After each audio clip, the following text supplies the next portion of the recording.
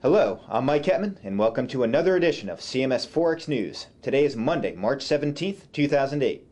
On Sunday, JP Morgan announced its planned purchase of Bear Stearns at $2 a share. Also, the Federal Reserve, in an emergency move, cut its rate on direct loans to commercial banks by 25 basis points to 3.25%. The combination of these news events sent the dollar reeling in Sunday trading. The euro-dollar pair climbed more than 200 pips from its open on Sunday, setting a new record high at 1.5903. It then retreated in European trading, falling 200 pips off this high, and then proceeded to trade in a range around 1.5750 during New York trading. The collapse of such a big Wall Street name is a shock to the beleaguered U.S. financial system. The news reverberated around the world, increasing risk aversion. The Japanese and other Asian stock markets fell between 3 and 5%, and European markets were down as well. The dollar-yen pair fell 325 pips to settle low below 96, and then recovered to trade in a range near 97, a drop of 190 pips from the week's open. The pound-yen fell from the 200 level to 192.50 during Sunday trading, a change of 750 pips. The steep fall is a sure sign that investors continue to unravel carry trade positions. After recovering some in New York trading, the pair is down 600 pips as of 2:15 Eastern Standard Time. Looking at the pound dollar, we see that the pound stumbled here as well. It is down 380 pips since Friday's high near 2.04. The reason for the fall is that the UK economy faces similar risks to its financial sector as the US. The Bank of England, sensing that credit costs had tightened up, made £5 billion available for short-term lending on Monday.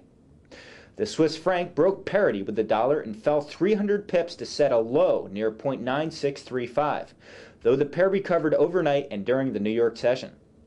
The Swiss franc is benefiting from its status as a safe haven destination. The Swiss economy saw the annual pace of retail sales edge up slightly to 1.3% in January. Expectations were for a higher increase. The New York Empire Manufacturing Index plunged to a new record low of negative 22.2 in March.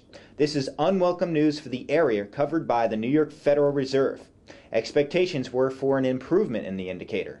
The New York Empire Index is one of the timeliest indicators and suggests that the manufacturing sectors are sliding into recession. Meanwhile, industrial production in the U.S. for February was down 0.5%, a larger fall than expected by economists. It's the first time production is negative in 4 months.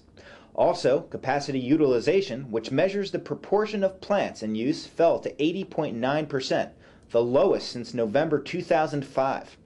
All signs are pointing to the fact that the U.S. has already entered a recession.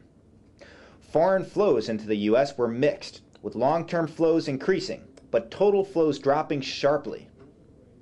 Overnight, Switzerland will post its industrial production data and the UK will provide its consumer and retail price indexes. Tomorrow morning, Canada unveils its CPI, while the US releases its producer prices. Also, the US will post housing starts and building permits for February. Finally, all eyes will be on the FOMC, which is set for an aggressive interest rate cut, as much as a full point to make the key rate 2%. And this concludes Forex in the News for this Monday. For CMS Forex, I'm Mike Hetman. See you back here tomorrow.